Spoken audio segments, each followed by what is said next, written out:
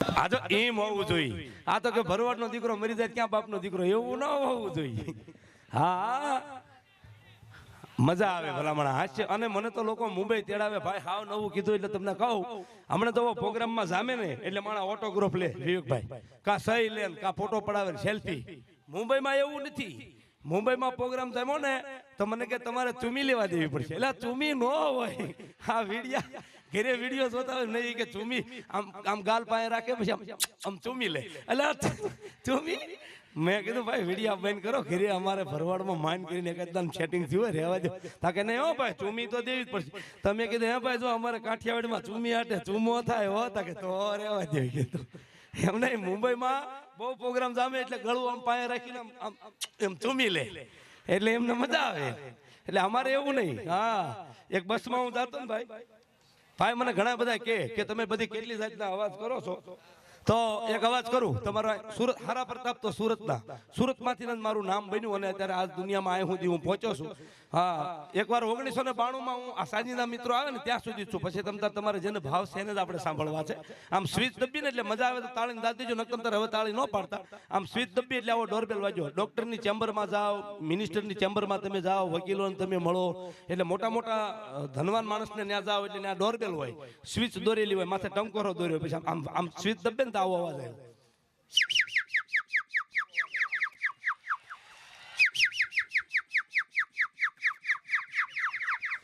મુંબઈમાં તો લોકો તાળીઓનો દાંત દે એમ કે આ મળે. એટલે મેં કીધું because two something never negative. તમે જોક્સ કીધેલો કોકનો કહી શકો, ગાયેલું ગાઈ શકો, પંપુડા નો વગાડી શકો.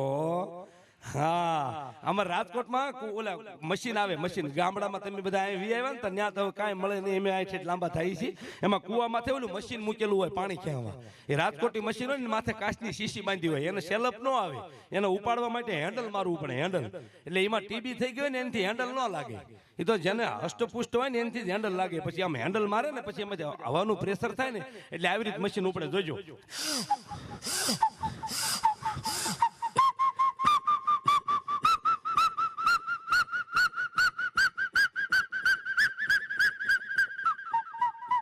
આમાં તમ તાર ઈકો ધીમો હોય છે તો મારો અવાજ જ વધી જાય છે. હા હું તો દિવસે વાડીયું વગાડતો વાડીયું વાળા ધોડે પાવડા મેગી.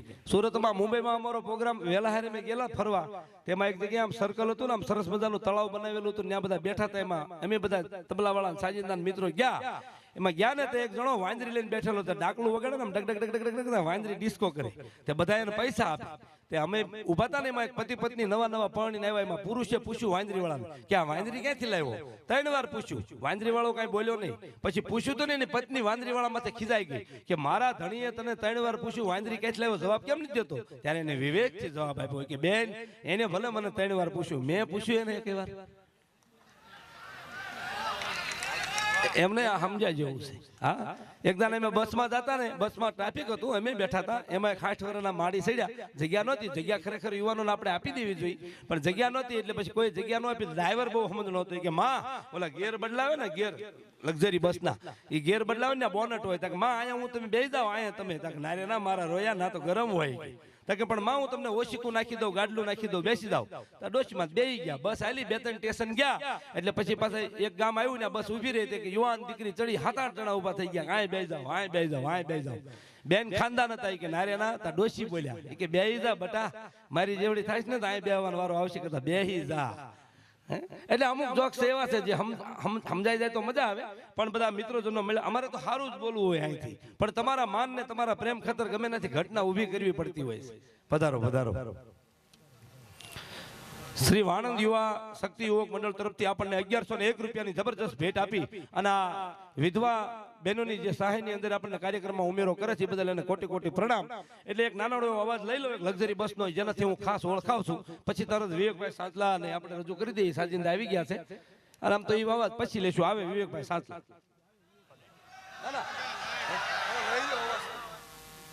નકર આપણે તો એવું ભાઈ પછી હવારે બોલીએ, આપણે તો એવું કઈ નહીં. તમ તારે ભાઈ ને સાંભળવા જીવનનો લાવો છે. આપણે માયક પકડી રાખવું એ સ્વભાવ જ નથી આપણો. હા લક્ઝરી બસ છે ને એક ભાઈ મને કહેતા મને કે બસ વિશે તમારું શું કેવું ભરવાડ મેં બસ ચીક ખાય મને કે ભરવાડ બસ ચીક કોઈ દી ખાય તમારે અહીંયા જો કેટલી પડી છે કેટલા નામ લો સંસ્કાર ને ભૂમિ ને યોગી દર્શન ને પ્રમુખ દર્શન ને પાર વગેરેની છે પણ એનામ સેલપ મારે એટલે આમ ઉપડે જો આમ હેઠે એર સસ્પેન્શન ના ફુગા હોય બ્રેક મારવા માટે કેપેસિટી બાર બ્રેક મારે એટલે આવી એર છોડે એટલે બ્રેક મારતી એવું લાગે જો આમ શીખ ખાતી એવું લાગે તમે ઘરે ઠેલા મૂકવા જાવ ને તમારા ફૂઈ ને બેન ને મૂકવા જાવ ત્યારે જોજો પછી આમ ઉપાડે ને તો આમ થાય જો આમ પછી પડી પડી હણતી હોય એમાં ટર્બો ના એન્જિન આવે એટલે એકદમ સ્લો સાયલેન્ટ હોય આમ થાય જો આમ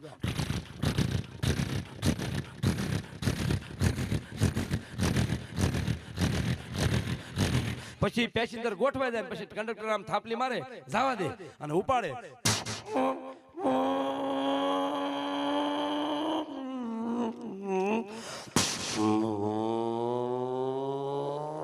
એ પેલો બીજો ત્રીજો અમારે ગામડામાં તો પેસેન્જર લેવા આવે ને તો ગામડામાં રોડ બહુ હાંકડા હોય સિંગલ પેટી રોડ હોય એમ એટલે આમ ધીમે ધીમે આમ થાય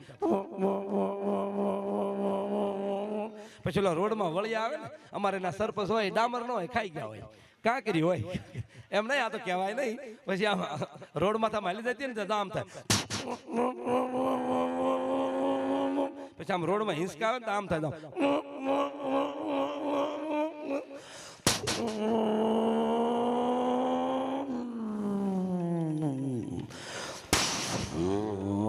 પછી આમ બળ કરીને ઉપડે પછી પેલો બીજો ત્રીજો ચોથો ને પાંચમાં નાખે અને પછી જે ઝીણો અવાજ થાય હાઈવે ઉપર ચડે મનમોહનસિંહ જિંદાબાદ એ 60 ફૂટનો ધોરી રીંગ આવે ને પછી ડ્રાઈવર ઉપાડે આમ ડ્રાઈવર સારો રોડ આવે એટલે દરેક ડ્રાઈવરમાં એ ગુણ હોય આમ ખુશ થઈ જાય રોડ પાડે એટલે વાહન હાંકવાની મજા આવે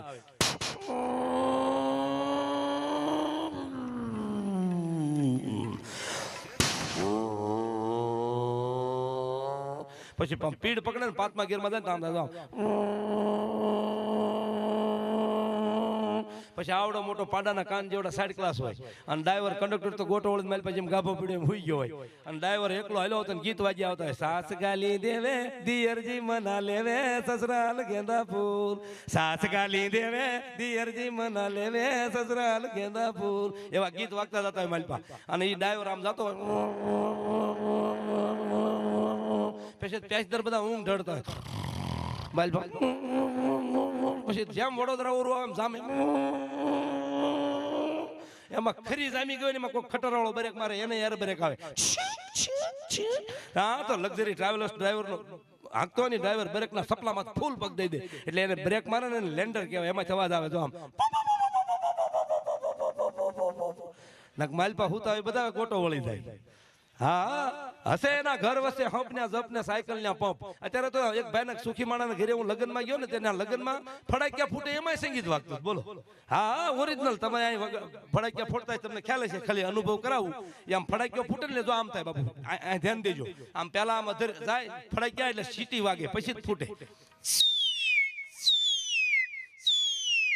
હા હા વાહ વાહ વાહ વાહ વાહ હા વાહ વાહ એટલે મોર બની અને થનગાટ કરે એવું આંગણું છે એટલે વિધવા બહેનોની સહાય છે પણ આપણે આનંદથી બધાએ મળી અને ભેગા મળી અને સહાય કરવાની છે એટલે હું અહીંથી જેટલા ગીતો લઉં આનંદ લઉં આપણા ભજનો આપણી ચોપાયું રામાયણ એક બે લીટી લઉં સાહેબ પછી આ તો એવું થાય કે માઇક મળી ગયા કે માણા ક્યાંક મૂકતા નથી એવું હોતું બને મારું તો કામ એટલું છે કે હેડલિંગ કરી અને આપી દેવું જોઈએ પણ એક બે લીટી કહું સાહેબ આપ તો વિદ્વાન છો જ્ઞાની છો સમજુ છો સમજદાર વર્ગ મળ્યા છો એટલે વાત કરવાની મજા આવે એક બે લીટી લઉં ચોપાઈની નારાયણ સ્વામી બાપુ પૂજ્ય સ્વર્ગસ્થ નારાયણ સ્વામી બાપુ તો બહુ સરસ ગાતા એકવાર એક સાખી ગાતા હું સાંભળતો આ ઓડિયો મોબાઈલમાં મને ગમ્યું બહુ સરસ મિત્રો બહુ સરસ કરુણા પસરી જાય આખી હૈયાની માલપા તરબોળ થાય આખું હૈયું આપણું ભીનું થઈ જાય ભીંજાઈ જાય જેમ આકાશમાં વાદળા છવાય અને માણસને અસર કરે ભેજની જેમ તમારી ગાડીઓની કાચ ઉપર ઝીણા ઝીણા ઝાંઝવાના ઝાકળ આવે એવો ઝાકળ આવી જાય એમ શબ્દોમાં એવું થાય સાહેબ ભાવથી માણસ પલ્લી જાય પલ્લી જાય અને નારાયણ સ્વામી બાપુ ગાતા સાંભળજો સિયારામ મય સબ જગ જાની સિયારામ આ હકીકતમાં તુલસીદાસ મહારાજની ચોપાઈ છે હવે જોજો સિયારામ મય સબ જગ જાની કરું પ્રણામ સુગોય સ્વામી સિયારામ મય સબ જગ જાની સિયારામ મય સબ જગ જાની કરું પ્રણામ જગોય સ્વામી બહુ સમજાય જેવી વાત કરી તુલસીદાસ મહારાજ આખી જગતને સિયારામમય જોવે આખું જગત પોતાપણું લાગે એની આ વાતો છે આ સંસ્કૃતિના ડાયરા લોક ડાયરામાં જીવતરનું ભાથું મળે છે સાહેબ એમાં જીવતરનું ભાથું મળે છે આ તો તમારી ભાવના ભાળી આનંદ ભાળ્યો એટલે બે ત્રણ લીટી ગાય નકર અમારું તો કામ બોલવાનું છે બોલીએ છીએ અમે કોક કહી તો ગાઈ પણ આપણા ભજનો કેવા રૂડા સાહેબ બહુ સરસ ભજન આપણા વડીલો 60 70 50 વર્ષ પહેલા ભજન કરતા ભલે સાજ નહોતા સંગીત નહોતા પણ એની મીઠાશ કેટલી હતી સાહેબ એમાં કેટલી ભાવના હતી વેદની વાતો કરે આપણા ગામડાની માતાઓ બહેનો સામાન્ય રીતે રાહડા ગાતા હોય આમ તો મારે વિધવા બહેનો તરફનો કાર્યક્રમ છે એટલે એક બે લીટી એની મારે કેવી છે પણ હું જ્યાં સમય મળશે ત્યાં કહીશ ખાસ તો વિવેકભાઈ સાંચલા આવે એટલે આપણે એને પ્રથમ ગણપતિ દાદાનો રાઉન્ડ આપીએ પછી એ મોજ કરાવે પણ આપણા ભજનો કેવા સાહેબ બહુ સારા સાજ મને મળ્યા છે અને તારે એક બે લીટી મારે કેવી છે કે ગામડાની માલપા સામાન્ય બેન દીકરી ગણપતિ ગાતા તો કેવા ગાતા વાવણી કરવા જાતા ને વાવણી કરવા તો વાવણીઓ હાથમાં હોય હાથમાં મુઠ્ઠી દાણા હોય એમાં જુવાર બીજ રહી ગયા હોય બાજરાના બીજ હોય જુવાર હોય અને પછી વાવતા એને ભગવાનને યાદ કરે એને વેદ વાંચ્યા નથી હો પણ વાતું વેદ નહીં કરે વાતું વેદ નહીં કરે બોલો એમાં વાતું વેદ નહીં છે સામાન્ય રીતે એક વાત કરું સાહેબ કબીર સાહેબ એક જગ્યાએ આમ બેઠા હતા ને એમાં નાથી બે ત્રણ દીકરીઓ નીકળ્યા સાંભળ્યા જેવી વાત છે તમારા માટે હાવ નવું દર્શન છે બે ત્રણ બેનું દીકરીઓ પાણી ભરવા જતા છે પનારે એમાં એકાદી દીકરીનું નવું વ્યવહાર થયેલું ભાઈ સાંભળજો મિત્રો એટલે વ્યવહાર થયેલો ને તો એને હકપણમાં નથડી આપી હતી નથડી એટલે ઘડીક થાય બેન નથડી નડે અને એમ કે મારા યારે આપીશ મારા ઘરવાળાએ આપીશ મારા ધણીએ આપીશ આમ 2 મિનિટે 3 મિનિટે એને સંભારે હોય એના ધણીને અને કબીર સાહેબે ચિત્ર જોયું મિત્રો આમ ચિત્ર જોયું ને કબીર સાહેબ તો પરમાત્માનો અંશ કહેવાય કબીર સાહેબ તો એટલે ઘડીક થાય ને એમ કે મારા ધણીએ આપી છે આ નથડી તો મારા યારે આપી છે અને કબીર સાહેબ બોલ્યા મિત્રો તમે નહીં માનો કબીર સાહેબ બોલ્યા કે નથનિયાદી યારને તો ચિંતન બારંબાર નથનિયાદી યારને તો ચિંતન બારંબાર और नाक दिया किरतार ने उसे दिया बिसार आ केવો ન્યાય માણાનો વાહ માણા વાહ આ નાક ભગવાને આપ્યું છે એને આપણે આખો દી કોઈ દી સંભાળવી છે નકર એને સંભાળવા જોઈએ એટલે એક બે લીટી લઉં કે રામ સમરતા રે કાંઈ ફિકર નહીં પંડના પ્રાથક નાવે રે તારા દુઃખ દરિદ્ર મટી જાવે રે રામ સમરતા રે કાંઈ ફિકર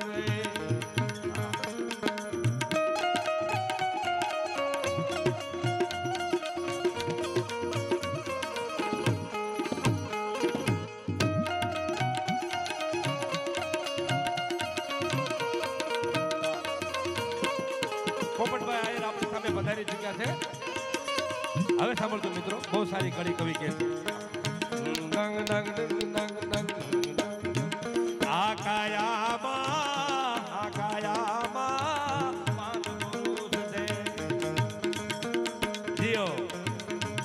આકાયામાં પાંચ પુરુષ એમાં તત્વે નજરે નાવે રે તત્વે નજરે નાવે રે આકાયામાં પાંચ પુરુષ છે પધારો પધારો સદગુરુ મળે તો ભેદ બતાવે ઓલ્યા અજ્ઞાની અથડાવે રે રામ સમરતા રે કાંઈ ફિકર નહીં તારા બધા દુખડા મટાડું રે તારા દુઃખ દારિદ્ર મટાડું રે રામ સમરતા રે